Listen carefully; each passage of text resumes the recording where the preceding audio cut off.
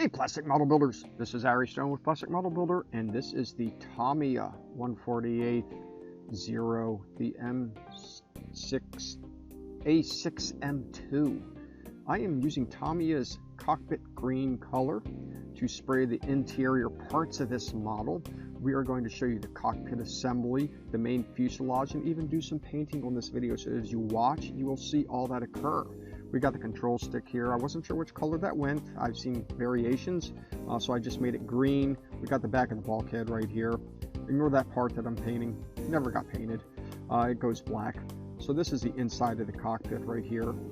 And the other side, you don't really need to do the other side, but I wasn't sure exactly how this model went together to be sure. So make it look pretty. We're going to do some model making madness. Just using Tamiya's semi-gloss black, even though that's not the color this is supposed to go, I don't think. I really don't remember. It was a Tamiya color that I used, and I just kind of put it on. Got our control stick right here, just doing the tip of that. Very easy. I'm using the acrylics. Maybe next time I will use enamels, learning experience on what to do and what not to do, since it seems like acrylics don't always brush on very easily. Maybe I just got to learn to do it better. I don't know. So this is our little guy.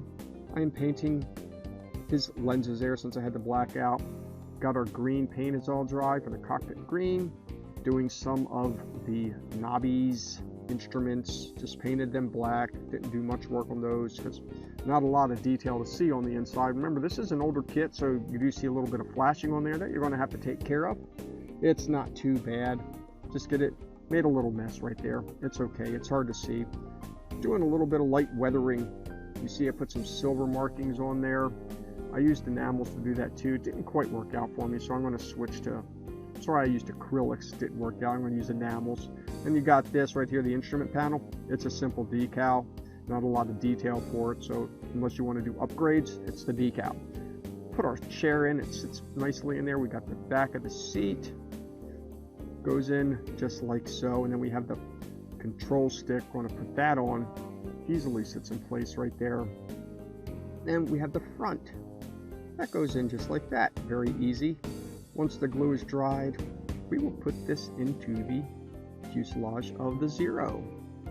And of course this one last piece here. Kind of hard to get in. As you can see, it doesn't really have anything to keep it in place, so you just kind of got to make sure you do a good job.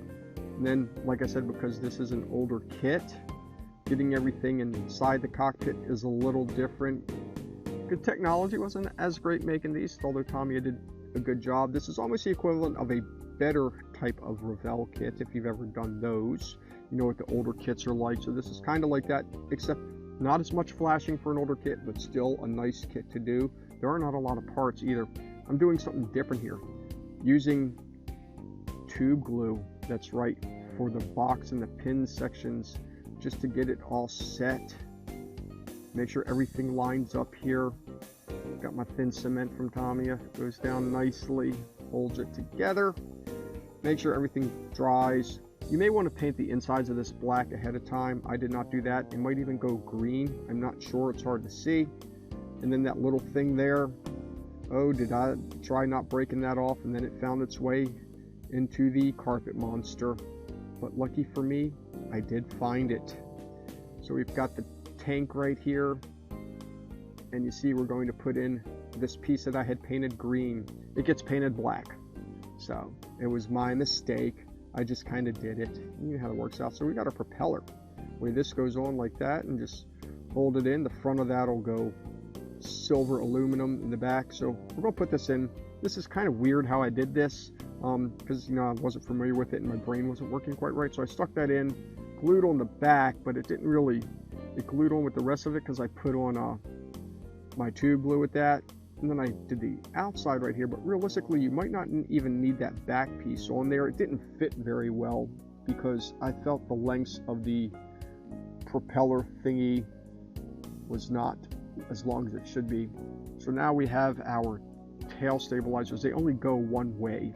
One has a pin on it, the other does not. Notice I did not bring my glue all the way to the rudders. That way they can move freely. This was a good plane. Here we are painting this, as I mentioned earlier. We are putting on an aluminum metallizer Tamiya color. I can't remember which one it is, maybe X11. Probably should have been a different color aluminum, but that's what I used. You see holding that right there. We're going to weather this too, so stick around, watch more so you can see me weather it. We got our semi-gloss black is going to go on the inside of this and all the way on the outside. Get a good coat on there, even where those guns go. And if not, it's okay, you can weather it. If you don't want to weather it, you don't have to. It could look right out of the factory if you wanted to. People do that. I've started weathering mine, just makes videos longer. Painting this black by hand. I put on 2 coats. One's a thin coat, and then the next one gets a little bit thicker. It gave it a base to cling on to. So here, I have my own little wash that I've made. Putting that on, then we'll go a little bit darker. Just give it a little bit of depth, and it will turn out very nicely. You can see those, all the different engine parts. And we'll paint some of these little igniter tubes, I guess. I don't know what they're called. Somebody's going to have to tell me because they see me painting them right here. I used a kind of green color because when it looks old, the color changes a little bit from copper, so kind of made it look a little old. I think they were copper. And the way this sits in, you can see it's got the 2 marks on the side. It is in properly, just like that. It just kind of rests in there. Get the glue down best you can. Let it set, and this is nice because the propeller will spin freely.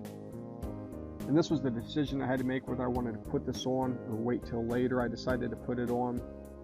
That way I could glue the rest of the plane together, make sure everything lined up. So you need a pin vise here. I think this is 1.5 millimeters. That's for the drop tank. And this kind of, you could see the alignment isn't the best. So just do what you can. This is where you're going to have a little bit of difficulty doing everything.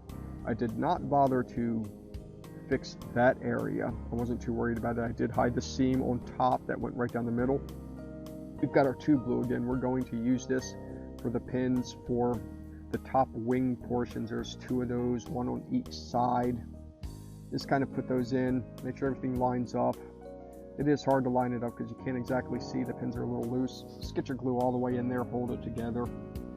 I don't put the pitot tubes on until like dead last and some of the smaller pieces that I think I might lose. So you can see this is where I'm fixing the seams where they join up right there. I wanted to make those look a little bit better. Now this is the seat back. It goes brown, another Tamiya color that I used. Put that on there. See me gluing in place. You want to make sure it's green that goes around it though. I did gear up version because I didn't feel like doing landing gear. You can do whatever you want. Just put the glue inside and then the left portion as well. Make sure you clear the flashing away from that and it seats properly. Got your tail hook, just kind of sits in place.